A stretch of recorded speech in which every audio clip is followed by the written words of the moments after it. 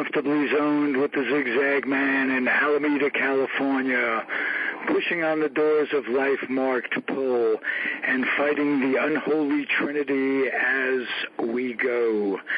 Big business, organized religion, and government. We are back. A's Baseball, past, present, and future. I'm Ralph Tyko with the Comfortably Zoned Radio Network, and Jerry Feitelberg, former pharmacist with the A's, on the A's staff in the 90s, and kind of in the media, podcaster with the Comfortably Zoned Radio Network, and I'm happy to have you week after week. How you doing, Jerry? Oh, it's a beautiful day. I'm at home here in Alameda looking at the beautiful lagoon and the trees. I just took the dogs out for a walk. It's just a beautiful day. Good. What kind of dogs do you have? People want to know. 2 rescue dogs. They're my daughter's Beautiful. dogs. That's kind. Just 2 rescue. Yeah, they're fine. They're great. All right. Great pets. Jerry, we chatted a little off the air. We both have our incredible frustrations with what's going on with the A's. And you touched on something that I didn't know. Attendance, 3rd worst in baseball? 3rd worst in baseball. They reside in 28th place, slightly ahead of the Tampa Bay Rays, who are 29th, and the Miami Marlins, who are 30th. And what's very disconcerting is that the Marlins just built a new ballpark a few years ago, and people still aren't going because they put a crappy product out in the field. They traded away Giancarlo Stanton, they traded away Ozuna, they traded away Yelich, and D. Gordon. And that was the 4 drivers of that team, and they're all gone. Fans, well, you could do that once, twice, but like the A's, the Marlins have done this, rebuild, get the fans' hopes up, sell off players, rebuild. What does that sound like? Sounds like just what the A's are doing year after year. The fans, although I will commend the 15,000 or so regular fans, season ticket holders who are out there year after year, hey, that's not enough. And I know they play in a dump, and I'm trusting that they're going to make plans for a stadium and put the shovel in the ground very, very shortly. They're going to agree on what site it's going to be. Is it going to be by the water? Is it going to be by where they have the current dump? And that's what it's turned into. Can't blame the fans on one level for not wanting to go out to the stadium. But let's face it, baseball's baseball. If there's 40,000 people in the stands watching a game, you're looking between the lines. You're not looking at ambiance while the game is going on. And that's been lost all over the country. I mean, these stadiums are being built. They're basically shopping malls with a stadium in between. In the Bay Area, we're blessed with AT&T Park, which the Giants built. And it's beautiful, and it's functional, and everything. The A's need to repeat that, and it shouldn't take 6 years to do it. Just as an example, go ahead. Yeah, and Ralph, the 2 most favorite ballparks in the country are the oldest, Wrigley Field and Fenway Park. And they talk about old stadiums. When I was with the A's, I asked the trainers, which parks do you not like to go to? They said, we hate to go to Fenway Park. The visitors' clubhouse is small and cramped, and it's a dump. And it probably is. But the fans go there. The Red Sox are 3rd in attendance. I think they're averaging 35,000 people a game because they put a winning product out in the field. The Yankees are up there. The Dodgers are up there. Why? Because they put winning products on the field. And in Miami, this is the third time they've turned the team over. The people, and of course, it's very, very hot in Florida during the summertime. And a lot of the snowbirds that come from places like New York and Boston and Philadelphia go home for the summertime. They're not there. Same thing in Tampa. The snowbirds are gone. And the Trop is in St. Petersburg. You talk about dumps. The Oakland Coliseum is a palace compared to that place. Actually, have you been to the Trop? Nope, not yet. Oh, okay. Well, I do a weekly show with Peter Golenbach, who's lives in St. Pete's, big Rays fan. It's not a dump. It's not a dump. Very interesting. Just so you know, it's domed, which is the Florida way, but it's not the proverbial dump that the A's have. Hey, the A's, plumbing problems each year, dugouts flowing over. Yeah. Any ambiance was killed when they built that Al Davis monstrosity out in center field, and no question. And it just became a drab football field that they're playing baseball on. And the whole irony on that is they spent a fortune building that thing. The county went into hock to do it. The city and the county, City of Oakland County and Alameda, went into hock to build that thing. And now, even though the Raiders are doing well, they still tarp that fourth deck. It's too high up and people can't see. They might just as well go home and watch it on TV. And the ultimate irony is that the Raiders are leaving. They're saying, the heck with it. We got you to build this monstrosity, and we want no part of it because it's not good enough. Yeah, that's So I'm wondering if you had to pick, or not had to pick, but had to guess, which site, if any, are they going to finalize? Will it be the current site that they're on to build the ballpark?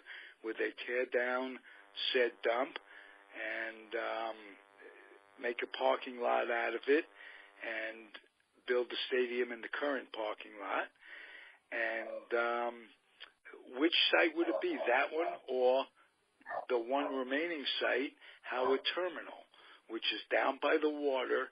It would have the disadvantage of getting people in and out, and that could be solved with a little ingenuity. You get a tram system going, you park somewhere else, and you bring people in. But notwithstanding that, there's the weather, which isn't as conducive as the existing site, and they're starting all over with environmental crapola that would drag it on for 6 years. So I asked the question of you, but I'll make it rhetorical. Do you agree that for practicality and efficiency, that the site that they're currently on should be the site that they build? Yeah, I agree with you on that point. My personal favorite would be the current site. Even though the Howard Terminal is fairly close to Jack London Square, it's still in an industrial area, and it's, I don't know how far a walk it is, but it's, it's dark, and I don't, unless they put shops and restaurants and expand Jack London Square further to the ballpark, it has a negative connotation in my mind. Now, A's President Dave Cavill has said that they will be making a decision by the end of the year. And for me, I said that the current site would be more appropriate. First of all, it's got the transportation link. BART goes right there. The Amtrak station is close by. If people want to come up from San Jose, they can take the train up. Or they can take BART up or go bus over to Fremont and take part up if they want to. So there's ways to get there from the South Bay, coming over from the peninsula. And the A's have been very lax in marketing on the peninsula in Marin County. I think they've ceded them to the Giants, but there are A's fans over there, and they do come to the games.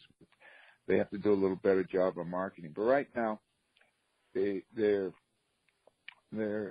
no movement as to what's going on. I'm sure the Caval's working on it, but we don't know for sure. My personal preference would be the Oakland Coliseum location. Rip down the building. The A's will have to play somewhere for a couple of years. They might have to negotiate with the Giants to play at AT&T Park for a couple of years.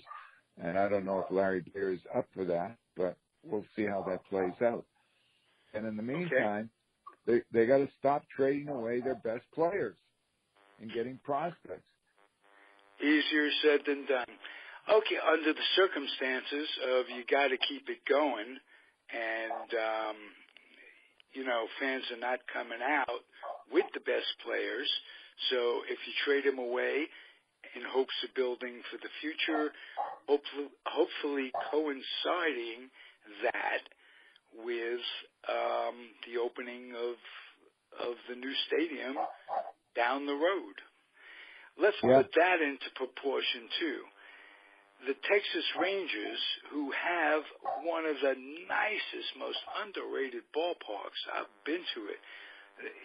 It's a throwback in many ways. It reminds you of the old Polo Grounds, the way they have the natural girders underneath. It's just really cool.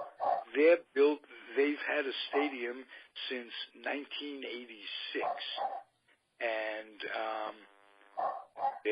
they're up for a new stadium right now. I think the shovel's in the ground on that.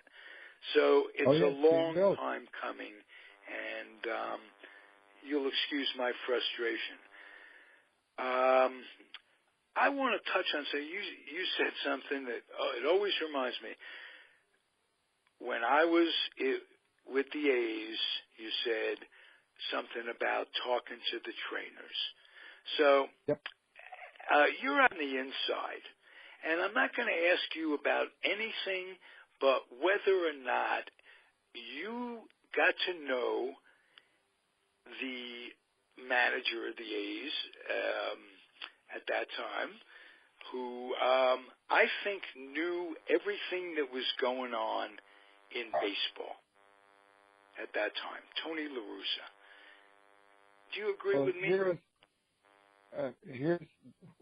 Tony is one of the smartest guys to ever manage. He's in the Hall of Fame as a manager, and I know that. Did he know every? We won't even talk about what the individuals were and what they were doing.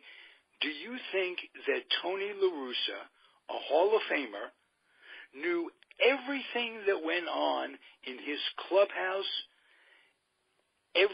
wherever he managed, wherever he general managed, wherever he was? Do you think he I don't believe everything going on? No, I don't think so.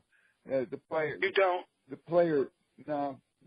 It was sort of if you were in the military and you know that there was a commanding officer and he was in his area, and then he had his lieutenants and people under him. Those are the coaches, and then the troops and the players of the troops, and it's structured very much like the military. I know, but if you're talking about the troops trying to hide things from their higher ups, their commanding officers, and what have you, I'd say, I understand that theory, but there, as Canseco wrote in his book, we made no attempt to cover it up. It was going on right in the clubhouse. There was talk of it. There was actual times when needle met buttocks right in the clubhouse. I'm just wondering. For Tony, I can't answer. Pardon? Because I just don't know what he knew. First of all, I know when I was with the club, and I would get there, and it was before a game, I was instructed or asked not to bother him because he was so intense on getting his game preparations done. So the only I really very rarely ever talked to him, so I never got a sense of what the guy was all about. It wasn't until much later that I had spent some time with him when he was with the Cardinals, and they were playing the Giants, and I had about 10 or 15 minutes with him, and that was the only time I really talked to him. Okay. So it's hard to say. Again, I'm going to ask you your personal opinion. If all about everything, if he knew how many batting practice balls were hit out and lost that day, did he know everything? With that intense personality, with that hands-on attitude, you think he knew everything that was going on in every clubhouse he was ever in? Your gut feeling. Yeah, I know you don't know, but I just want your gut I'd be feeling. Speculating. Yeah. I just don't know. Would you? I know that he. I'm not asking you to back this up on facts. I just want your gut feeling, Jerry. No, I just don't know, and it would be remiss of me to project that Tony knew something when I really don't know. I'm asking you to project. Did Tony know everything, not something? I would like to believe that if he knew something surreptitious was going on, he'd put a stop to it. I know that winning is everything, but I don't know if he would want to stop these guys from doing steroid use or not, because it wasn't illegal at the time. So he may have suspected, but I think that the trainers, from what they told me, had a duty to report it to the doctors, and if the doctors knew about it, Tony would have known about it. And as far as I know, the doctors did not know about it. The doctors had no idea that. Yeah, okay. They may have suspected. All right. And, all right. He didn't learn anything from the doctors because the doctors didn't learn anything from the trainers. Right. Okay. And the now, did you have a chat with the trainers about the situation, about what was going into their bodies? Yeah, I asked them about it, and they said that if they knew anything, they had to talk to the doctors about it, and it would go to LaRussa and to if they knew anything. Did they know anything? Did the trainers ever know anything? They said they did not know. Oh, whether they were telling me the truth, I don't know. They told me they did not know. Okay. Now, you're both a former insider and a journalist. Okay? Yeah. There's a big sign on the clubhouse door, right? What you learn in this clubhouse stays in this clubhouse. What's said, whatever, stays in the clubhouse, right? Right. Yes. As a journalist, are you ever in conflict with that? Do you ever does that ever enter your mind that I'm in a real weird position here? Well, so far it hasn't been a problem. Most of the time, if you go down to Bob Melvin's pressers after the game, he speaks in manager speak. He gives you just generalities, and you never get anything specific. And the questions that the journalists ask aren't very, very probing. You know, they'll ask him, why did you do this in a particular player? Why did you replace the pitcher when he was doing well? That type of thing. And you get generic answers. So you really don't get anything. And most of the time, I know the feeling. Yeah. And then when you talk to the players, because, ball clubs are not designed to be transparent to the press. Right. They look at the press as their enemy. If they had a ball player who was a star, for instance, and he was about to go on the DL and be out for the year, and it was early in the year, they're not going to say that to the press because, number one, it's going to reduce the chances of people buying a season ticket to go see so-and-so and such, you know what I'm saying? So they're not transparent, and I'm just looking for a little insight to how in the 70s,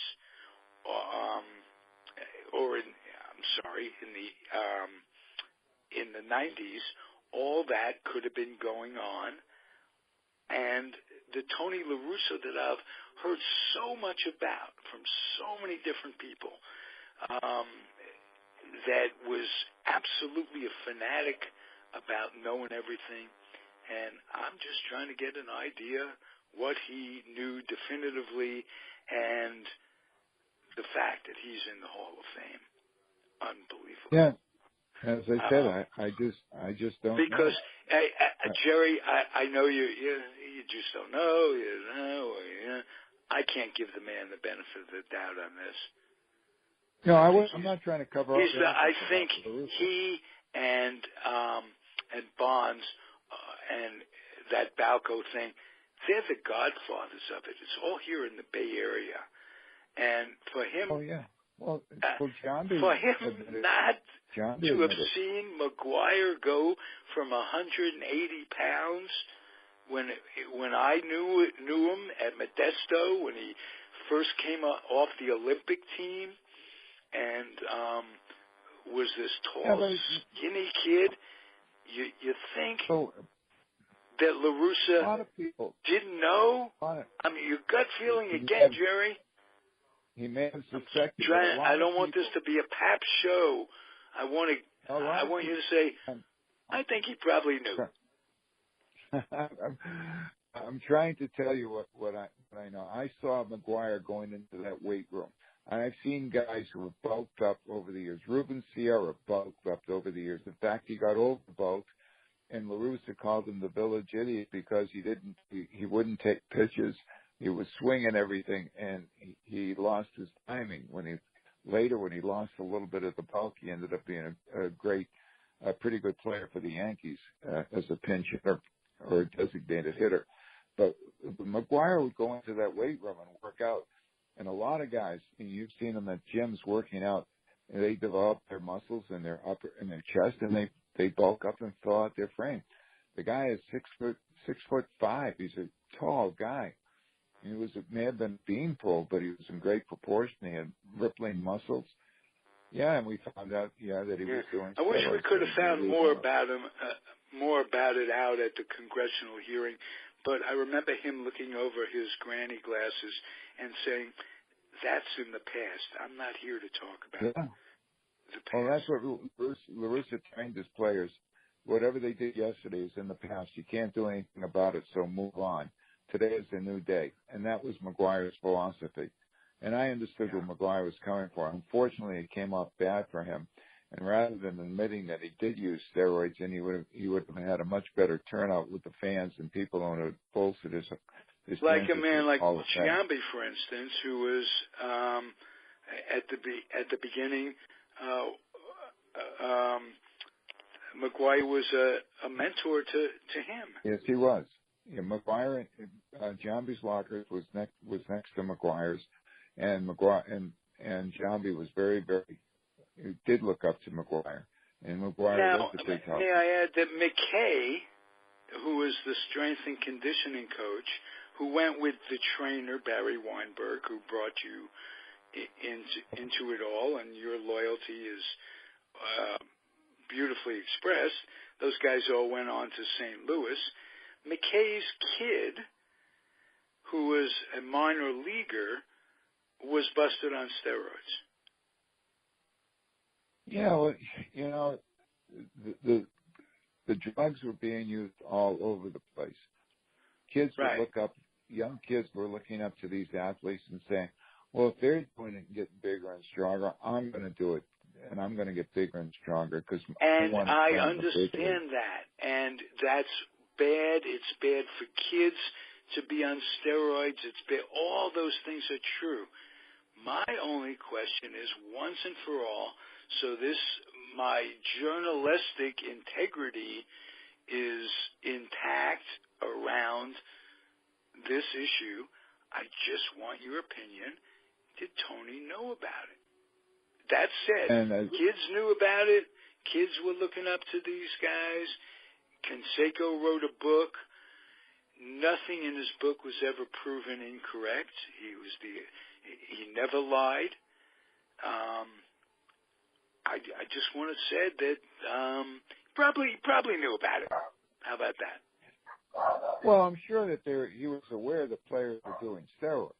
Now, but I have no way of knowing that if he knew if a particular player on his team was doing steroids. He may have suspected it, and he may have been trying to get information. He may have been trying to get information as to who was doing it, and maybe he had information to tell the guys that it was the wrong thing to do. But they were doing it, back in you brought up the 70s. And he's always been a moral compass. A, B, C. Listen, I guess I'm expressing my frustration on the entire thing where this guy goes into the Hall of Fame and maybe a Bonds and Clemens, they're not allowed in the Hall of Fame. That's all. There's a lot of hypocrisy going on. There are two guys in the Hall of Fame, Mike Piazza and Pudge Rodriguez. Both were suspected of doing steroids. They were both suspected. Right. Well, there's a number of people. I would say if you want to talk, Nolan Ryan is in the Hall of Fame. And he's another guy. You have to go. Wow.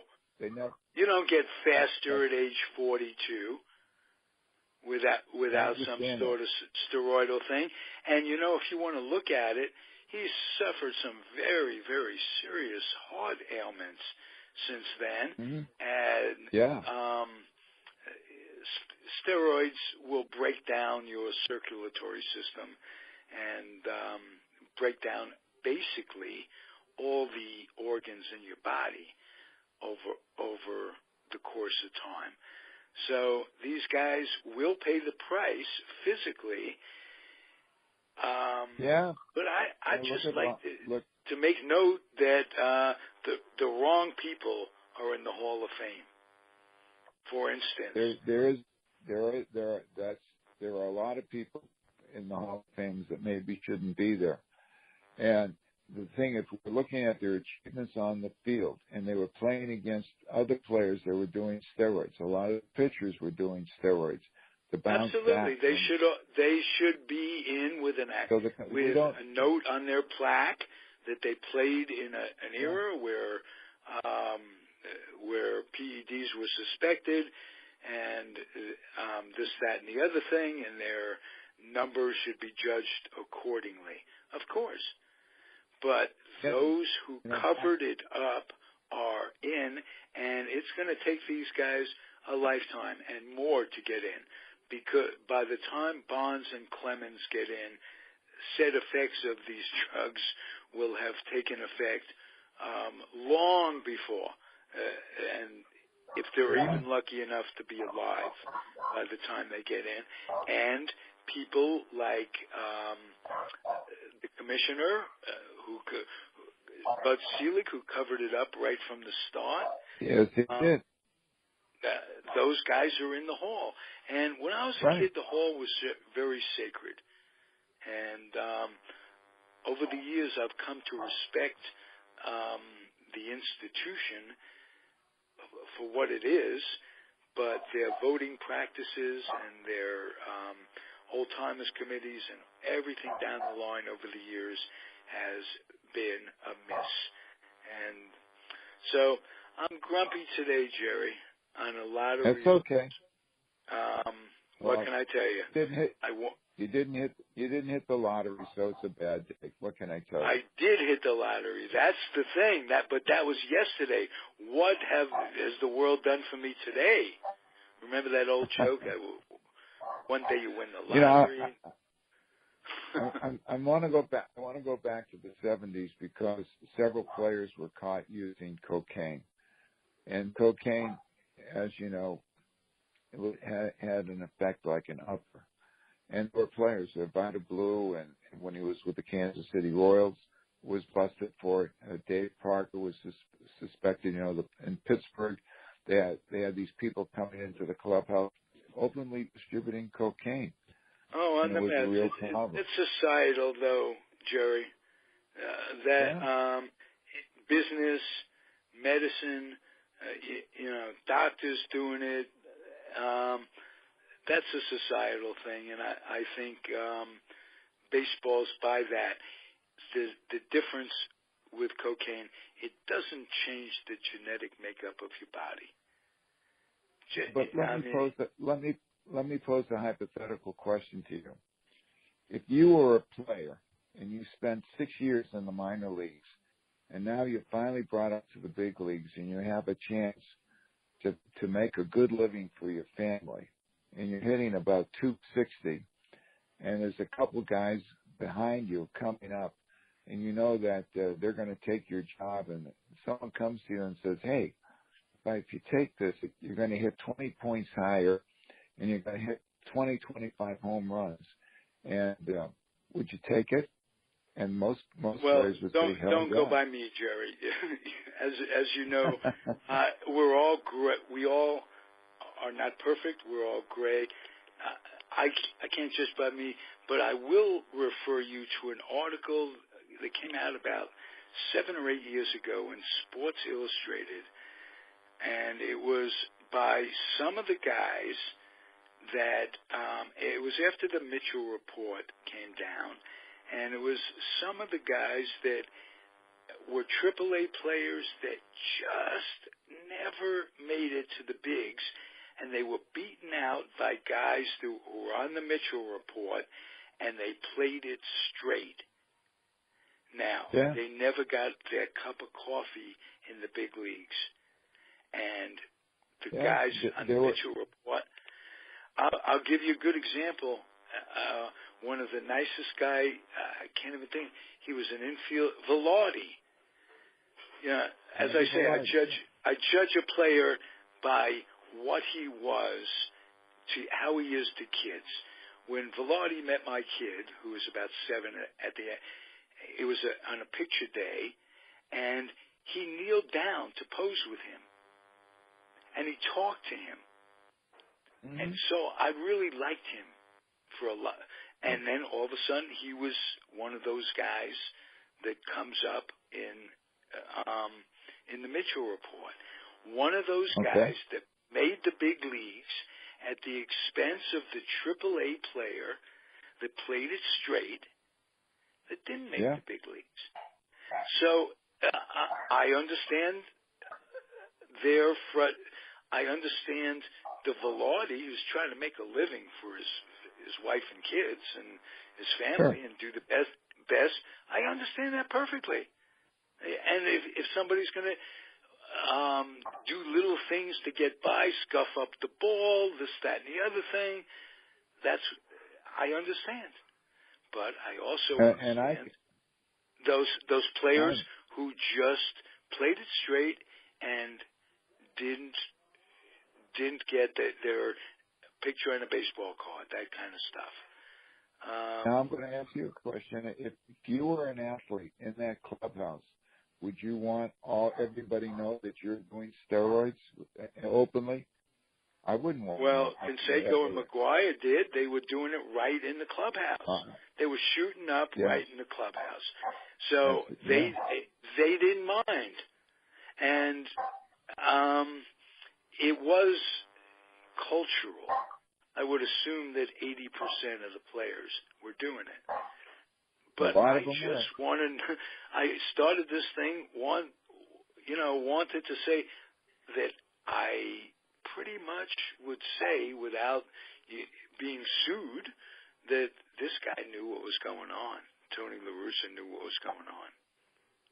And I wanted you to say, pardon? Probably did.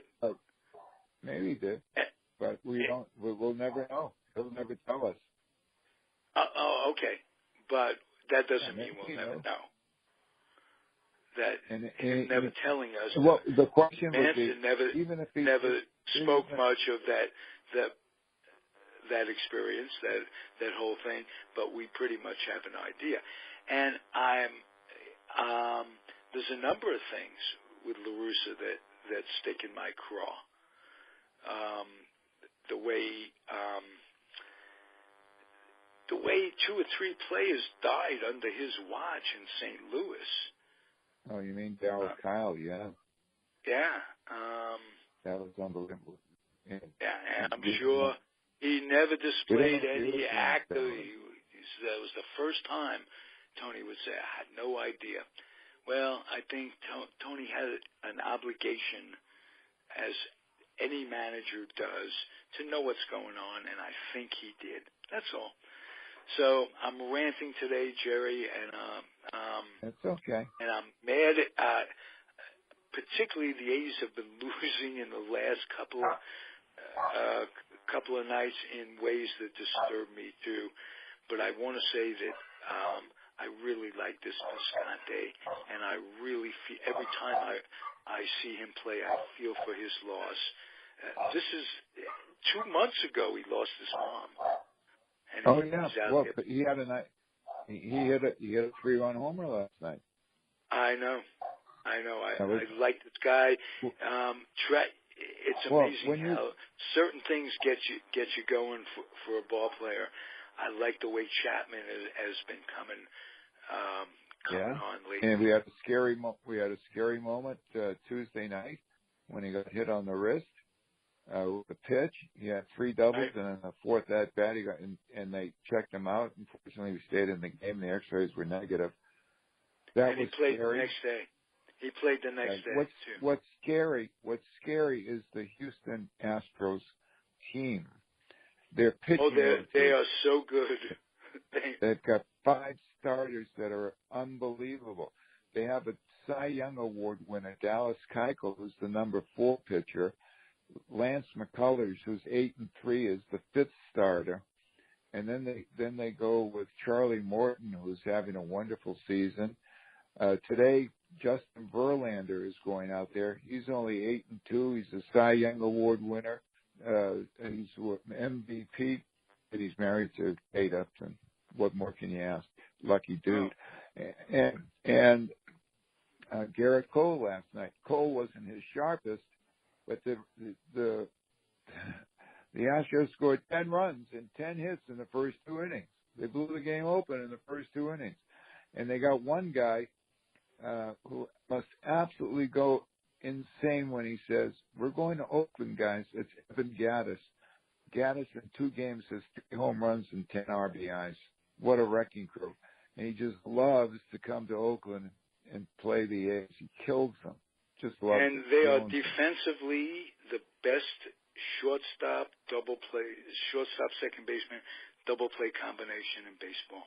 Right there, defensively. Yeah, they've got a lot of talent. They Gurriel at first base. They got Alex Bregman for the most part plays third base, but last night Marwin Gonzalez played, and he had a back-to-back home run after Gattis hit his 3-run dinger. He got hit. There was Park. What was his name? The starting pitcher got absolutely lit up. An inning in the 3rd, like 6 runs. Oh, Paul Blackburn. Paul Blackburn, who had a good start the one before. And Mengenden got hit the other night as well. So I get grumpy when they lose because I'm a Met fan too, you know. So the A's have to do a lot of making up for my being a Met fan. Yeah, you ought to be pissed. The Mets have lost 10 out of the last 11 or 12 out of 13. Right. But Jerry was still alive. I'm not all that pissed. when you think of it. As you said before, it's a beautiful day in Alameda. It really is. It's going to be like 76 degrees. And I'm loving life. It's a joy. And as I told you, I'm on my 7th day of a 7-day weekend that's coming up for renewal tomorrow. So, one of the neat things about living in the Bay Area is that we don't get very many rainouts during baseball season. It's not like the East Coast where you can get thunderstorms and get washed out and have a lot of rain delays. We don't have that. We just have beautiful weather. Just an occasional earthquake. I don't know what everybody mentions. Yeah. As a matter of fact, John Leondakos, do you remember his name? He did a documentary. He just happened to have his camera in tow when the earthquake hit in San Francisco, and he did a documentary way back then. He did an interview on the station with Ian Kahanowitz a day or so ago that I posted.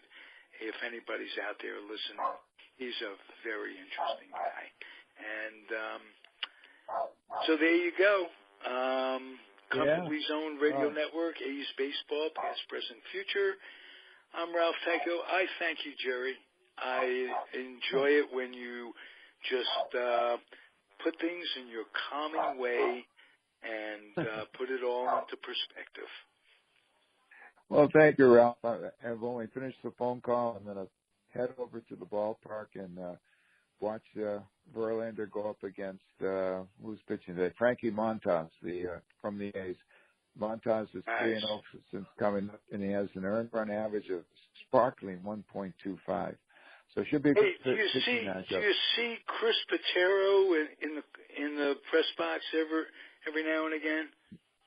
No. Okay. Well, he's a scouting director with the A's, and I'd like to talk to him. I'd like to do a show. And although we had a nice dinner the other night with a scout from the Dodgers who was here. He didn't tell us who he was scouting. But we had a nice lunch with him, or dinner with him. Yeah, it was nice. The Dodgers are okay. Arizona got it going a little bit, but the Dodgers, when they get everything said and done, they should be in the thick of it right till the end. Hey, they're 3 games over 500 for the first time this year, so they're doing all right. Yeah. But anyway, your Mets, unfortunately, too many injuries. We buried them a long time ago. It's in a shallow grave out by the ballpark somewhere. Well, see you soon, Jerry. Callaway's criticism. It's just a pleasure. It's all been such a pleasure. I can't tell you. What a year it's been. Well, this has been fun. I've enjoyed it. It's a little testy on the LaRussa thing, and again, as I try to use my whatever logic that I have. Your diplomacy, Jerry, what stays in the clubhouse will always be in the clubhouse. I understand. Yeah, that's for sure. And anything that went on with the players, I would never reveal it to anybody. Ever. I absolutely understand. But I just had to tell you how I feel, that I think the guy knew everything. That's all. And okay. And he's a great lawyer too. Tony is a very sharp guy. If you ever had a chance to talk to him, you enjoy talking to him. He's very smart. I will meet somewhere where there's a big crowd watching. There you go. All right. See you soon. We'll do this again next week. Okay. Adios. Bye, Jerry. Thank you again. Bye-bye. Thanks for listening, everybody. Adios. Okay.